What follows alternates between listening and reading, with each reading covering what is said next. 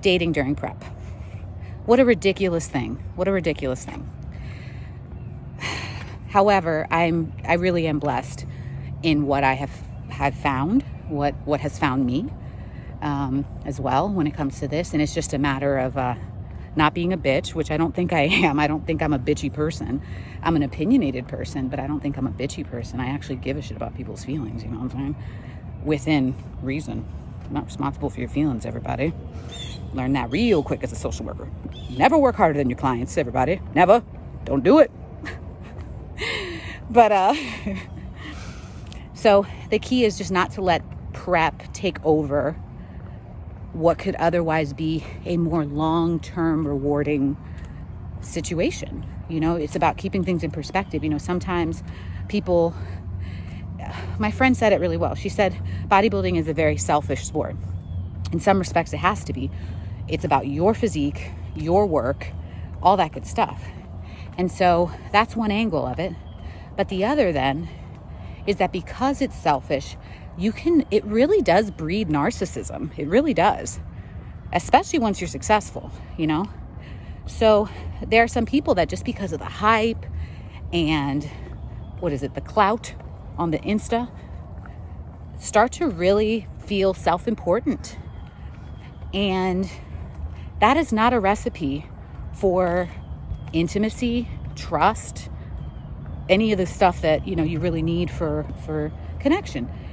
So clearly my ass is pretty active on the YouTube and the IG, so I'm about social connection. But in contest prep, it's not all the time. Like, I don't hang out with people. I don't have time for that. And I literally have to like log out of the app so that I get my shit done. And I have to, you know, structure my life in such a way that I eliminate distractions and I don't put myself in a situation where I'm setting myself behind on the shit I have to do. And that's all comes with prep as well as just life skills. My point is, dating involves opening up, being vulnerable, and making time, quality time for another person. And I do not have a lot of that right now at all. And I don't want to have a lot of that right now, honestly. I want what other time I have to go towards like getting ahead on what I need to do. So it's a really interesting time to meet somebody and to explore this.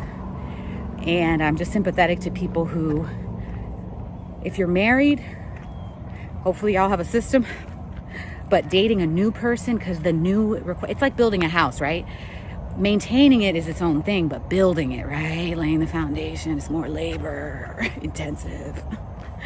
There's a lot to do here, to be sure. And so doing this at this particular time is really shitty, but if we can get on the other side of this, it'll be all right. And then even that, there's contest prep, which I have 2, possibly 3 shows. So, you know, do better, you know. And then there's a reverse. So we'll see if I can hold it down every birthday, because I really like this person. So I just wanted to comment on dating during prep, because I've been really chewing on it. Like, man, it's kind of a tug of war. I want to be a girlfriend, you know, because I have a kind of loving, nurturing, attentive spirit, but I'm also like in prep, and I'm like, I don't have extra to give. You know what I mean? Like, my basic needs are much higher now than they would otherwise be, and I have to meet those. For me to have the extra, the surplus to give to somebody else is like, oof, you know?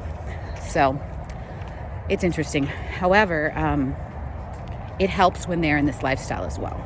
I'll tell you that much. Hold, please. My morning active crew is out. There's a gentleman that jogs in my neighborhood, and I just caught him in this other neighborhood.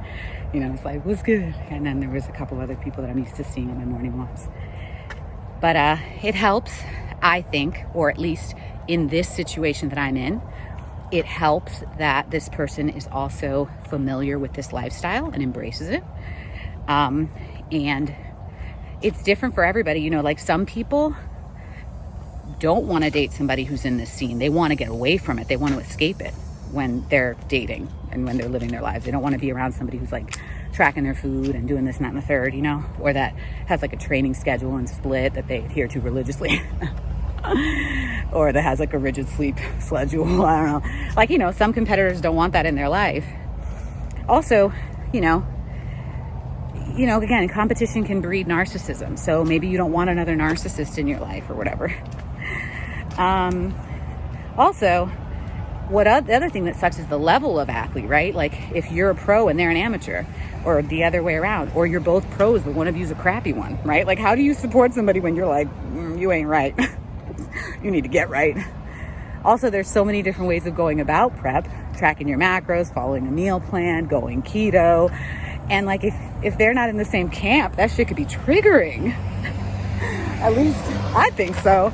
I'll be looking over my shoulder like, motherfucker. I mean, right now I can't speak to this because I'm not well, but point is I can appreciate how some people don't want to date somebody who's in this scene as well.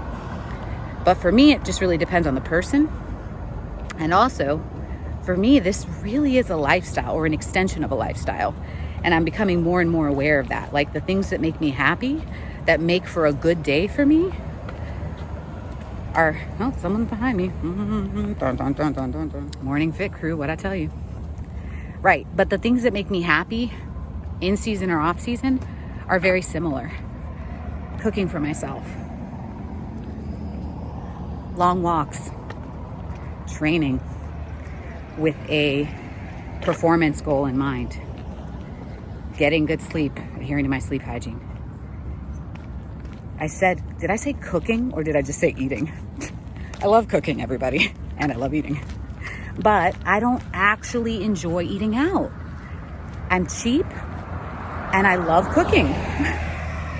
So the whole idea of going out to eat, it's not a feature of like my lifestyle. You know, I'm not like over here missing burgers, missing pizza. You know, I'm so much happier being a fucking scientist in the kitchen and making like a macro-friendly pizza or whatever, you know? So these are the features that are really a part of my lifestyle and what makes me happy and being active. Like I can't just sit on the couch and watch a movie with somebody and go to sleep after eating a big meal. Like I literally eat standing up half the time because I like how the food moves down, you know, versus when you're sitting, you're kind of scrunched or whatever. So it's like, God, what kind of girlfriend am I going to be? But it helps when the other person understands the lifestyle and actually like truly understands it. It's not weird to them. So yeah, I'm very fortunate in that this person has competed before and is what I consider to be a high-level athlete. So it's, you know, I like his body, yada, yada, yada. And he's patient and he understands what kind of my brain farts, like he gets that. He understands my line of thinking and has not been exhausted by it yet. And he understands the importance of boundaries and the structures that I have. It really doesn't seem to bother him. And he's also busy himself. So there's a lot of overlap. There's a lot of congruency. And I'm excited and grateful for that. To say nothing of my weakness is his strength as far as posing. So he's going to get me right along with my other resources. So pretty freaking cool. I'm very excited. But again, I just have to keep being a good person and not let this competition get in the way. So that's something I just wanted to chat on was dating during prep and then like dating in the lifestyle or whatever. And I will also add, just because I feel like this is worth mentioning, is that, you know, in this physique sport, you see a lot of impressive physiques, you know, and I think there's a lot of flirting and playfulness around body image because it just comes with it, you know. So it's really not about a person's physique when it comes to dating because you've already seen like some of the most impressive physiques ever. And in some cases, you get to grease them up, you know. Guilty, greasing up some very impressive natty physiques. So for me, it's really less to do about that and truly about the person if I'm going to date somebody. And so that compatibility, the humor, this is his hat, everybody. I mean, dude's got good taste, am I right? So I'm just excited for the real compatibility because I had no interest in dating. I was trying to leave the country, everybody. So freaking done. So no interest, wasn't looking for this. But when you meet somebody who feels like they could be your best friend and a support and vice versa, you don't just, you know, ignore that. So I'm just really glad that I met somebody in this lifestyle that I'm actually congruent with. I think that is such a rare thing. But I also love that I wasn't looking for it, because there's that whole desperation and that distortion when you want something so bad that you're prepared to fit anybody into that image, right? So I feel really good about the integrity of this relationship, at least from that perspective. But at the same time, I'm worried that prep is going to take a toll on it before it really gets off the ground. But we'll see. I'll try and keep you posted as things become more official. I'm sure there will be some cute couples pics or something. Until then, you'll get my intellectual commentary on dating and all that. The last point I wanted to make for this upload is truly worry versus planning. Worry versus planning. Worry is natural. Literally an impulse. Literally a natural impulse. We, as human beings, can think ahead in a way that some other animals can't. We can project and imagine scenarios and then respond to them emotionally, even physically, with fucking GI distress. So worry is natural, but it's what we do then that makes the difference. And I'm really learning I knew this, I'm a counselor, but applying it at this stage in my life with my shit going on right now is the work, right? And so worrying versus planning. The other night, I woke up and I was like, shit, my routine, I'm like a month out. I don't have a routine. What in the world, And it caused me so much stress that I was it was so stressed out that I could poop, super. And then I remembered this whole worrying versus planning. Planning is the antidote to worry. I was like, all right, what do I have to do? I need to not prioritize the scale as much, just do the work. And then as far as what I actually need to do, I need to practice my posing.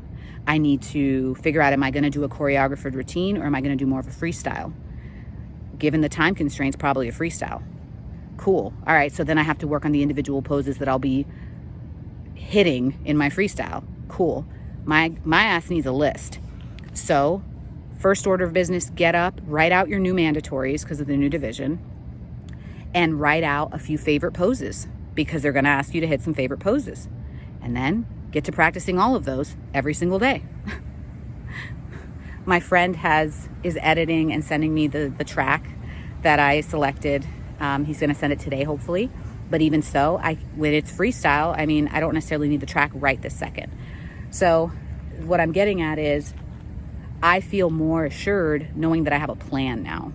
The worry is still there, but I have a plan, action steps. And I wanted to share that because it's significant. Planning is the antidote, the constructive solution, and the antidote to worry. Whether that's literally a play-by-play or a checklist that you create, or it's imagining the worst case scenario and planning for that. Planning is the antidote to worry. So on that, feeling a lot better about this week because I have reached out to my posing coach. I have written out my mandatories, and I reached out to a good friend who's a very, very good women's physique pro, and we're going to have a posing session as well. And I gave her a rundown of what I expect we're going to do, or what I was hoping to get out of the session, which is let's run through these special poses and we could see what actually fits my physique, And so I'm shifting my focus from the scale because the scale is a lot of worry, I'm doing what I need to do. The scale has to do what it's going to do. I don't fucking know. I don't fucking care anymore. I just want to be prepared because if I'm going to be soft on stage, I'm not also going to look shitty as far as my presentation. So one or the other, everybody. Worst case scenario. So that is my sign out note to y'all. Me with the life wisdom, right? Planning is the antidote to worry. When you worry, consider how you can take action to avoid the worst case scenario in your mind, or to attend to and mitigate the worst case scenario in your mind. So that's it for today, everybody. We are a month out, frankly, less than a month out. I have no idea what my weight is, but by the time I upload this, I will know what my weight is. I'm getting this walk in, and then I'm going to hit full body Oh, there was one other thing I wanted to add about that. So this far out, I'm noticing some imbalances in my physique. And so I'm going to do more unilateral work when it comes to certain compounds. So instead of my trap bar RDLs and my barbell RDLs, I'm going to do dumbbell RDLs and hit the left side more aggressively because it's a little imbalanced. And then instead of squatting with my knee and everything else, I might still attempt to squat, but I'm going to really focus on the things, Bulgarian split squats, leg extensions, unilateral stuff, and hit the left side a little bit more to hopefully build that up or increase the, whatever, mind muscle connection there. So that's the only other thing I have to add about that. That's it for today, everybody. I love you guys. I appreciate the support so much. And I'm excited to see where this goes, to continue to document it. And I'm just so grateful for everybody who actually tunes into this and takes interest and supports me, because support is a very personal thing. And thank you. Take care, everybody.